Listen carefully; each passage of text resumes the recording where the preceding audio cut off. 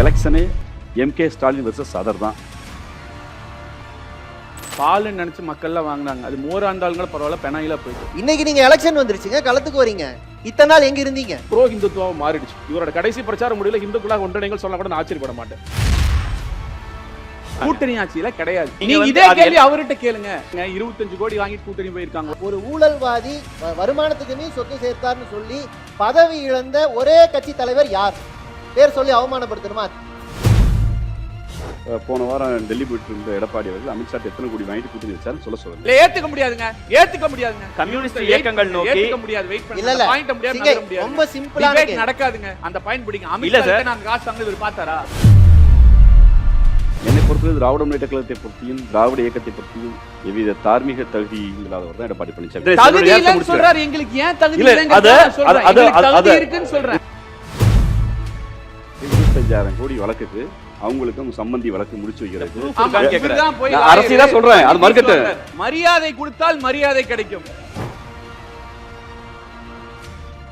ஓரணியில் தமிழ்நாடு உறுப்பினராக விருப்பப்பட்டவர்கள் ஆகலாம் என்று சொன்னபோது இன்று இந்த நொடி வரை 52 லட்சம் மக்கள் சென்றிருக்காங்க. பொய்யினால் கட்டமைக்கப்பட்ட ஆட்சியே இந்த ஆட்சி இருக்கு.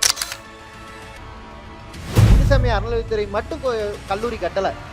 திருப்பதி தேவஸ்தானத்துக்கு கல்லூரி இருக்கு, வக்ஃபு போர்ட்லயும் கல்லூரி இருக்கு. இவங்க ஆட்சியில கல்லூரிகள்லாம் அவ்வளவு திறக்கவே கிடையாது. இப்ப முதலாளி மோடி தான் வேணாட்டு இருக்காரு. 38 மாவட்டங்கள்ல 180 அரசு கலைக்கல்லூரிகள் இருக்கு. அதுல 96 கல்லூரிகள்ல பிரின்சிபல்ஸே கிடையாது.